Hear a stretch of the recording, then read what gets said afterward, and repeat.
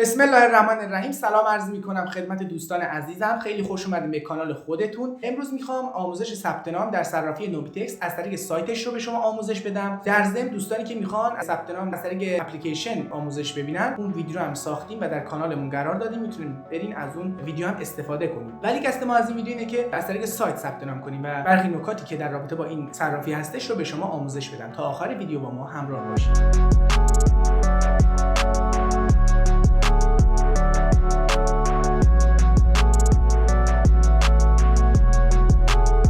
دوستان، صرافی نوبیتکس یک صرافی است ایرانی که شما میتونید با کارت‌های بانکی ایرانی خودتون داخل سایت ثبت نام کنید و خرید و فروش رمز ارز رو انجام بدید. خب دوستان، ما وارد گوگل میشیم، اینجا نوبیتکس رو مینویسیم و وارد سایت نوبیتکس میشیم. صرافی نوبیتکس اولین مرتبه اومد، کلیک میکنیم روش. اینجا هم ثبت نام هستش، هم ورود هستش. اونایی که قبلا ثبت نام کردن و حساب داشتن که هیچی، اونا ورود کنن و نام کاربری خودشون رو بزنن، رمزشون رو بزنن و وارد بشن. ولی کسانی که ثبت نام نکردن باید این ثبت نام رو بزنن و وارد مراحل ثبت نام بشن. خب اینجا شماره تلفن خواسته. شماره تلفن باید به نام اون شخصی باشه که میخواد حساب باز کنه. در این مرحله باید رمز عبور هم برای خودتون تعیین کنید. رمز عبور باید شامل 8 کاراکتر باشه، حاوی اعداد باشه، حاوی حروف انگلیسی باشه. کد امنیتی رو گذاشتن، اینا باید وارد کنید. و دوستان، اینجا کد دعوت ازتون خواسته. تو گوشه این ویدیو قرار خواهیم داد و میتونید از اون استفاده کنید. کد دعوت ما هستش 120759.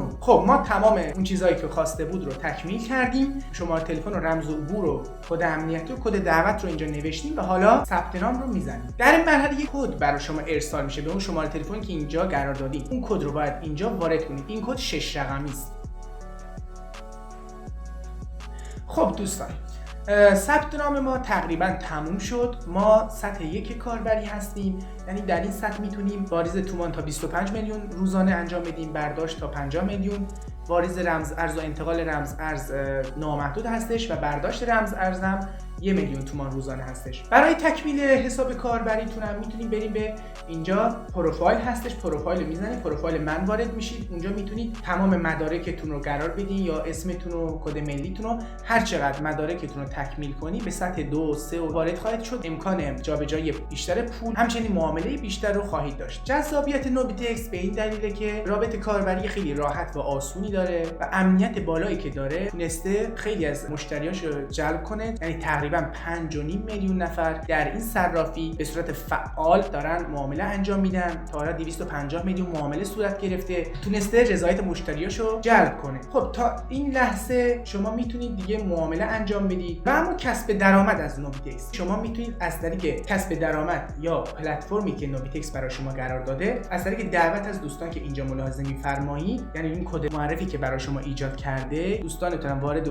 از طریق کد شما وارد اون سایت بشن و از اون طریق معامله کنن و 30% کارمزدی که نوبیتکس از اون معامله میگیره برای شما تعلق میگیره و درآمدی هم به دست بیاورید. خب دوستان، تا این لحظه چیزی نمونده. ثبت نام و کسب درآمد رو گفتم که بهتون هر چقدر مدارکتون و پروفایلتون رو تکمیل کنید به سطح بالاتری هم انتقال خواهید یافت. ولی برای اونایی که مبتدی هستن میتونن با سطح 1 خرید و فروش انجام بدن. اونایی که تریدر هستن باید سطحشون رو به 2 3 ارتقا بدن، ولی اونایی که مبتدی هستن میتونن با سطح 1 هم کارهای خودشون رو انجام بدن. خب دوستان، از شما تشکر میکنم که تا آخر ویدیو با ما همراه بودید. لطفاً کانال یوتیوبمون و کانال آپاراتمون رو سابسکرایب کنید و ما رو دنبال کنید. زنگوله بغلش هم بزنید، ویدیوهامون رو لایک کنید، کامنت بذارید. شما با این کاراتون خیلی از ما حمایت خواهید کرد. تا دیدار دیگر، بدرود.